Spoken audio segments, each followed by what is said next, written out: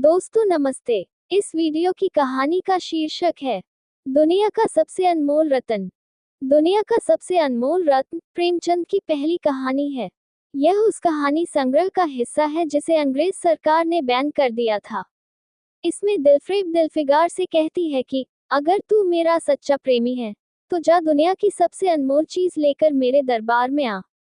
दिलफ्रेब 2 बार नाकाम होकर लौटता है, मगर तीसरी बार जब वह आता है तो वह रत्न खोजने में कामयाब हो जाता है जिसके सामने दुनिया की हर चीज फीकी है। दिलफ्रेब एक पुरखार दरख्त के नीचे दामन चाक किए बैठा हुआ खून के आंसू बहा रहा था। वो हुस्न की देवी यानी मलिका दिलफ्रेब का सच्चा और जाबाज आशिक था। उन आशिक में नहीं जो इत्र फुलेल में बसकर और लिबास फाखिरा में सजकर आशिक के भेस में माशूकियत का दम भरते हैं, बल्कि उन सीधे सादे भोले भाले फिदायों में जो कोह और बयाबा में सर टकराते और नाला और फरियाद मचाते फिरते हैं। दिलफ्रेब ने उससे कहा था कि अगर तू मेरा सच्चा आशिक है तो जा और दुनिया की सबसे बेशकीमती चीज लेकर मेरे दरबार में आ, तब मैं तुझे अपनी गुलामी में कबूल करूंगी। अगर तुझे वो चीज न मिले तो खबरदार, इधर का रुख न करना वरना दार पर खींचवा दूंगी। दिलफरेब को अपने जज्बे के इजहार का, शिकवा शिकायत और जमाल यार के दीदार का मुतलक मौका न दिया गया। दिलफ्रेब ने जो ही ये फैसला सुनाया, उसके चौबदारों ने गरीब दिलफ्रेब को धक्के देकर बाहर निकाल दिया और आज 3 दिन से ये सितम रसीदा शख्स उसी पुरखार दरख्त के नीचे इसी वहशत में मैदान में बैठा हुआ सोच रहा है कि क्या करूं। दुनिया की सबसे बेशकीमत मुकिन, और वो है क्या? कारून का खजाना, आबे हयात, ताज खुसरो, जामे जम, तख्ते ताउज, जरे परवेज। नहीं, ये चीजें हरगिज नहीं। दुनिया में जरूर इनसे गिरातर, इनसे भी बेशबहा चीजें मौजूद हैं, मगर वो क्या हैं, कहाँ हैं, कैसे मिलेंगी? या खुदा मेरी मुश्किल क्यों कर आसान होगी। दिलफरेब इन्हीं ख्यालात में चक्कर खा रहा था और अकल कुछ काम न करती थी। मुनीर शामी को हातिम सा मददगार मिल गया। ऐ काश कोई मेरा भी मददगार हो जाता। ऐ काश मुझे भी उस चीज का, जो दुनिया की सबसे बेशबहा है, नाम बतला दिया जाता। भला से वो शय दस्तयाब न होती, मगर मुझे इतना मालूम हो जाता कि वो किस किस्म की चीज है। मैं घड़े बराबर मोती की खोज में जा सकता हूँ। मैं समंदर का नगमा, पत्थर का दिल, कज़ा की आवाज और उनसे भी ज्यादा बेनिशान चीजों की तलाश में कमर हिम्मत बांध सकता हूँ। मगर दुनिया की सबसे बेशबहा शय, ये मेरे पर परवाज से बाला तर है। आसमान पर तारे निकल आए थे। दिलफिगार यकायक खुदा का नाम लेकर उठा और एक तरफ को चल खड़ा हुआ, भूखा प्यासा, बरहना तन खस्ता औजार। वो बरसों वीरानों और आबादियों की खाक छानता फिरा। तलवे कांटों से छलनी हो गए। जिस्म में तारे सतर की तरह हड्डियां ही हड्डियां नजर आने लगी। मगर वो चीज जो दुनिया की सबसे बेशबहा शय थी, मयस्सर न हुई, और न उसका कुछ निशान मिला। एक रोज भूलता भटकता एक मैदान में निकला, जहां हजारों आदमी हल्का बांधे खड़े थे। बीच में अम्मामे और अबा वाले रिशाइल काजी शान तहक्कुम से बैठे हुए बाहम कुछ गुरफिश कर रहे थे और उस जमाअत से जरा दूर पर एक सूली खड़ी थी। दिलफिगार कुछ नातवानी के गलबे से और कुछ यहाँ की कैफियत देखने के इरादे से ठिठक गया। क्या देखता है कि कई बर्कनदार एक दस्तोपाबज जंजीर कैदी के लिए चले आ रहे हैं। सूली के करीब पहुंचकर सब सिपाही रुक गए और कैदी की हथकड़ियां बेड़ियां सब उतार ली गईं। उस बदकिस्मत शख्स का दामन सदा बेगुनाहों के खून के छींटों से रंगीन हो रहा था, और उसका दिल नेकी के ख्याल और रहम की आवाज से मुतलक मानूस न था। उसे काला चोर कहते थे। सिपाहियों ने उसे सूली के तख्ते पर खड़ा कर दिया, मौत की फांसी उसकी गर्दन में डाल दी, और जल्लादों ने तख्ता खींचने का इरादा किया कि बदकिस्मत मुजरिम चीख कर बोला, लिल्लाह मुझे एक दम के लिए फांसी से उतार दो, ताकि अपने दिल की आखिरी आरज़ू निकाल लूं। ये सुनते ही चारों तरफ सन्नाटा छा गया। लोग हैरत में आकर ताकने लगे। काजियों ने एक मरने वाले शख्स की आखिरी इस्तिदा को रद्द करना मुनासिब न समझा, और बदनसीब से यह कार काला चोर जरा देर के लिए फांसी से उतार लिया गया। इस मजमे में एक खूबसूरत भोला भाला लड़का एक छड़ी पर सवार होकर अपने पैसे पर उछल उछल कर फर्जी घोड़ा दौड़ा रहा था, और अपने आलिम सादगी में मगन था, गोया वो उस वक्त वाकई किसी अरबी रहवार का शहसवार है। उसका चेहरा इस सच्ची मुसर्रत से कंवल की तरह खिला हुआ था जो चंद दिनों के लिए बचपन ही में हासिल होती है और जिसकी याद हमको मरते दम नहीं भूलती। उसका सीना अभी तक मासियत के गर्द ओ गुबार से बेलौस था और मासूमियत उसे अपनी गोद में खिला रही थी। बदकिस्मत काला चोर फांसी से उतरा, हजारों आंखें उसी पर गड़ी हुई थीं। वो उस लड़के के पास आया और उसे गोद में उठाकर प्यार करने लगा। उसे उस वक्त वो जमाना याद आया जब वो खुद ऐसा ही भोला भाला, ऐसा ही खुशो खुर्रम और आलाइशात दुनियावी से ऐसा ही पाक व साफ था। माँ गोदियों में खिलाती थी, बाप बलाएं लेता था और सारा कुनबा जाने वारा करता था। आह, काले चोर के दिल पर इस वक्त अयाम गुज़िश्ता की याद का इतना असर हुआ कि उसकी आंखों से, जिन्होंने नीम बिस्मिल लाशों को तड़पते देखा और न झपकी थी, आंसू का एक कतरा टपक पड़ा। दिल फिगार लपक कर इस दर्रिकता को हाथ में ले लिया और उसके दिल ने कहा, बेशक ये शय दुनिया की सबसे अनमोल चीज है, जिस पर तख्ते ताउज और जामे जम और आबे हयात और जरे परवेज सब तसद्दुक हैं। इसी ख्याल से खुश होता, कामयाबी की उम्मीद से सरमस्त, दिल फिगार अपनी माशूका दिल फ्रेब के शहर मीनोस्वाद को चला। मगर जो मंजिलें तय होती जाती थी, उसका दिल बैठा जाता था कि कहीं उस चीज की जिसे मैं दुनिया की सबसे बेशबहा चीज समझता हूँ, दिल फ्रेब की निगाहों में कत न हुई तो मैं दार पर खींच दिया जाऊंगा और इस दुनिया से ना मुराद जाऊंगा पर हर चिबादाबाद। अब तो किस्मत आजमाई है। आखिर को हो दरिया तय करके शहर मीनोस्वाद में आ पहुंचा और दिल फ्रेब के दरे दौलत पर जाकर इल्तिमास की कि खस्ता ओजार दिल फिगार बफजल ए खुदा तामील इरशाद करके आया है और शर्फ कदम बोसी चाहता है। दिल फ्रेब ने फिलफौर हुजूर में बोला भेजा और एक जर निगार पर्दे की ओर से फरमाइश की कि वो हदिया एक बेशबहा पेश करो। दिल फिगार ने एक अजब उम्मीद नींद के आलम में वो कतरा पेश किया और उसकी सारी कैफियत निहायत ही मौसर लहजे में बयान की।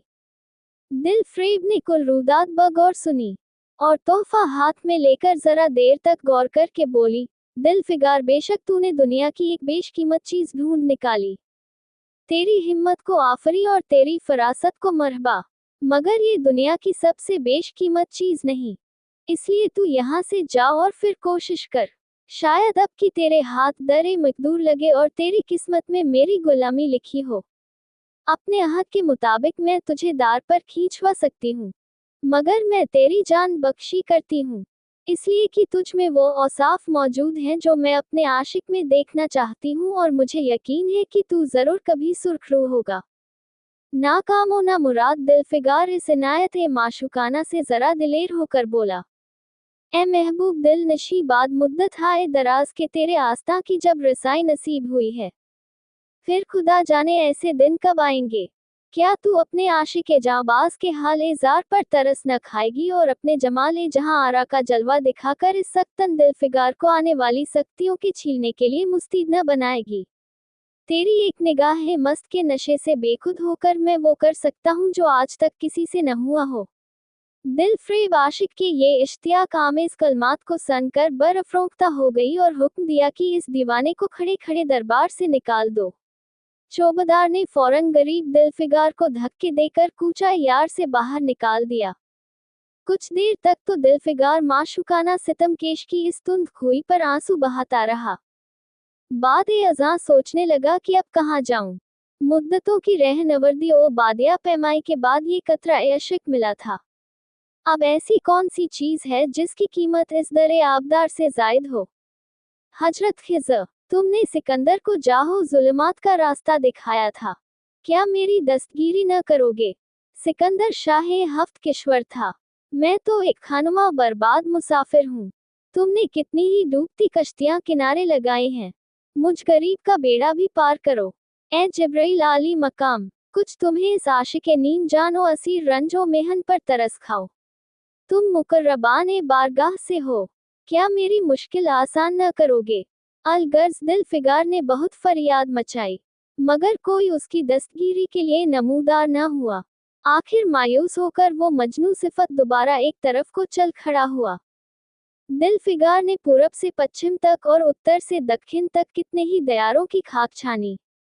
कभी बर्फिस्तानी चोटियों पर सोया, कभी हौलनाक वादियों में भटकता फिरा, मगर जिस चीज की धुन थी वो न मिली। यहाँ तक कि उसका जिस्म एक तूदाए उस्तख्वा हो गया। एक रोज वो शाम के वक्त किसी दरिया के किनारे खस्ता हाल पड़ा था। नशा खुदी से चौंका, देखता है कि संदल की चिता बनी हुई है और उस पर एक नाज़नीन शहाने जोड़े पहने, 16 सिंगार किए बैठी हुई है। उसके जानू पर उसके प्यारे शौहर की लाश है। हजारों आदमी हल्का बांधे खड़े हैं और फूलों की बरखा कर रहे हैं। यकायक चिता में से खुद ब खुद एक शोला उठा। सती का चेहरा उस वक्त एक पाक जज्बे से मुनव्वर हो रहा था। मुबारक शोले उसके गले लिपट गए और दम जदन में वो फूल सा जिस्म तूदा एक खाकिस्तर हो गया। माशूक ने अपने तई आशिक पर निसार कर दिया और दो फिदाइयों की सच्ची, लाफानी और पाक मोहब्बत का आखिरी जलवा निगाह जाहिर से पिन्हा हो गया। जब सब लोग अपने घरों को लौटे तो दिलफिगार चुपके से उठा और अपने गिरिबान चाक दामन में ये तूदा खाक समेट लिया और इस मुश्ते खाक को दुनिया की सबसे गिरा बहा चीज समझता हुआ कामरानी के नशे में मखमूर कूचाए यार की तरफ चला। अब की जूं जूं वो मंजिल मकसूद के करीब आता था, उसकी हिम्मतें बढ़ती जाती थी। कोई उसके दिल में बैठा हुआ कह रहा था अब की तेरी फह है, और इस ख्याल ने उसके दिल को जो ख्वाब दिखाए उसका जिक्र फजूल है। आखिर वो शहर मीनोस्वाद में दाखिल हुआ और दिल फ्रेब के आस्ताने रिफत निशान पर जाकर खबर दी कि दिलफिगार सुर्ख रो और बावकार लौटा है और हुजूरी में बारियाब हुआ चाहता है। दिल फ्रेब के आशिके जाबाज को फौरन दरबार में बुलाया और उस चीज के लिए जो दुनिया की सबसे बेशबहा जिन्स थी, हाथ फैला दिया। दिलफिगार ने जुर्रत करके इस साइदे सीमी का बोसा ले लिया और वो मुश्ते खाक उसमें रखकर वो सारी कैफियत निहायत दिल सोज अंदाज में कह सुनाए और माशूका दिल पजीर के नाजुक लबों से अपनी किस्मत का मुबारक और जाफजा फैसला सुनने के लिए मुंतजिर हो बैठा। दिल फ्रेब ने इस मुश्ते खाक को आंखों से लगा लिया और कुछ देर तक दरिया तफक्कुर में गर्क रहने के बाद बोली, ए आशिक ए जानिसार दिलफिगार, बेशक ये खाक की कीमिया सिफत जो तू लाया है दुनिया की निहायत बेशकीमत चीज है, और मैं तेरी से के दिल से ममनून हूँ कि तूने ऐसा बेशबहा तोहफा मुझे पेशकश किया। मगर दुनिया में इससे भी ज्यादा गिरा कद्र कोई चीज है। जा उसे तलाश कर और तब मेरे पास आ। मैं तहे दिल से दुआ करती हूँ कि खुदा तुझे कामयाब करे। ये कहकर वो पर्दा जरनिगार से बाहर आई और माशुकाना अदा से अपने जमाल जासूस का नजारा दिखाकर फिर नजरों से ओझल हो गई। एक बर्फ थी कि कौंदी और फिर पर्दा अब्र में छुप गई।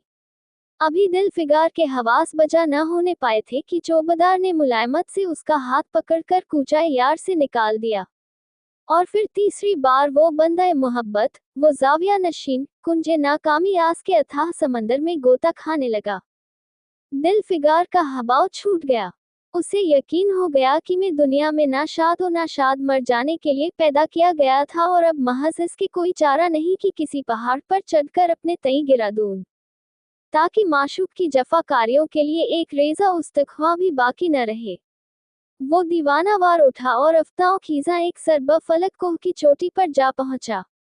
किसी और वक्त वो ऐसे ऊंचे पहाड़ पर चढ़ने की जुर्रत न कर सकता था, मगर इस वक्त जान देने के जोश में उसे वो पहाड़ एक मामूली टीकरे से ज्यादा ऊंचा न नजर आया।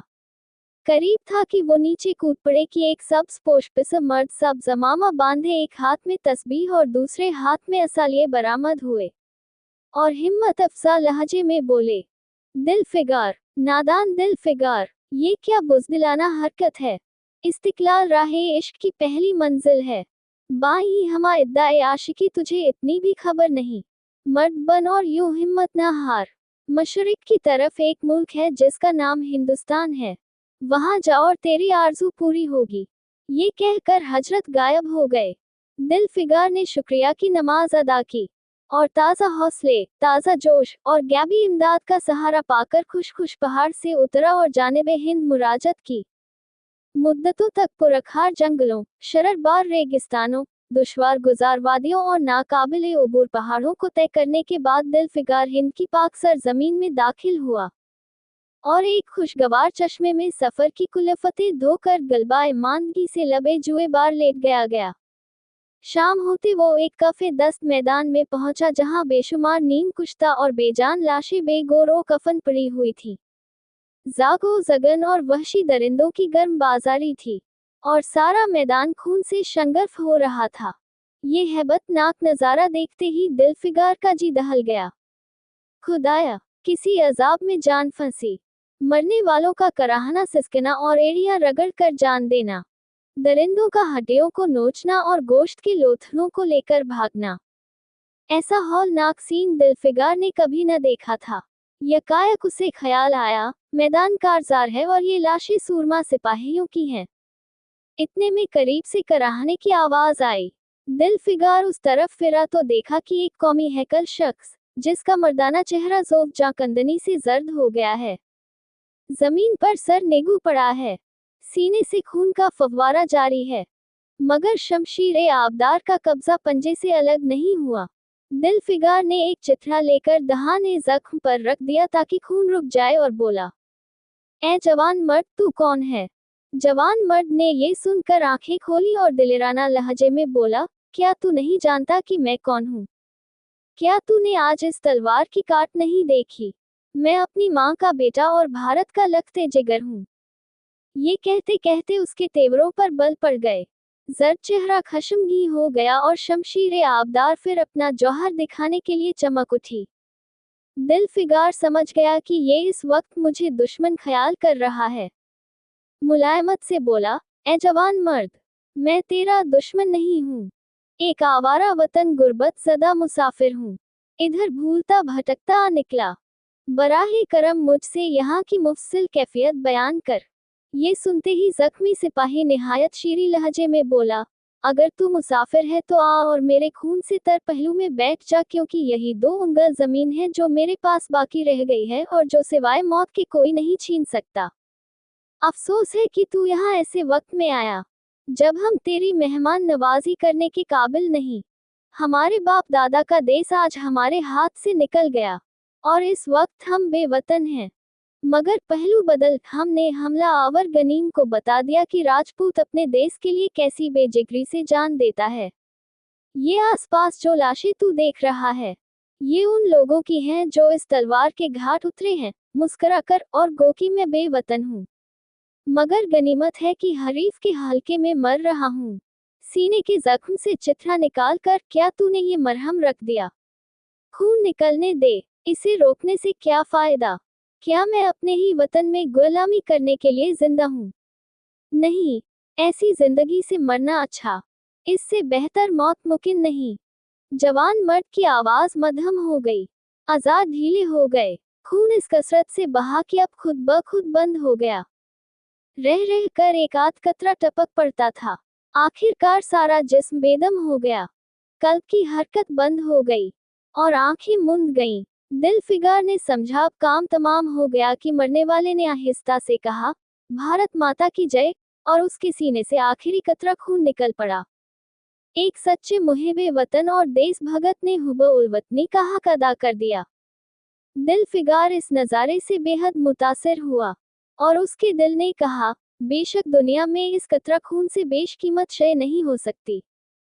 उसने फौरन उस रश के लाले रमानी को हाथ में ले लिया और उस दिलेर राजपूत की बिसालत पर अश करता हुआ आज़िम वतन हुआ और वही सख्तियां झेलता हुआ बिल आखिर एक मुद्दत दराज में मलिका अकली में खूबी और दरे सदफ महबूबी के दरे दौलत पर जा पहुंचा और पैगाम दिया कि दिलफिगार सुर्ख रूह कामगार लौटा है और दरबार गहर बार में हाजिर होना चाहता है।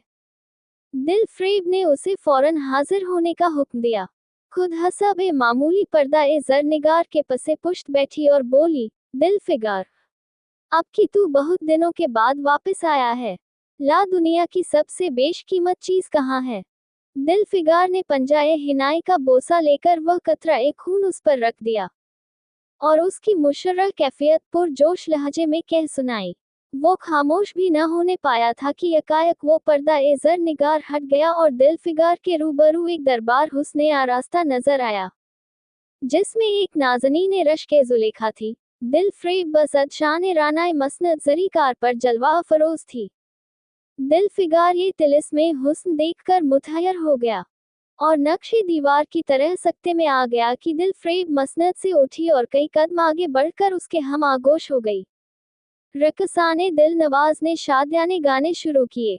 हाशिया नशीना ने दरबार ने दिल फिगार को नजरें गुजारी और माहो खुर्शीद को बेइज्जत तमाम मसनद पर बैठा दिया। जब नगमाए दिल पसंद बंद हुआ तो दिल फ्रेब खड़ी हो गई और दस्त बस्ता होकर दिल फिगार से बोली, ए आशिके जानिसार दिल फिगार, मेरी दुआएं तीर बहदफ हुई और खुदा ने मेरी सुन ली और तुझे कामयाब और सुरखरू किया।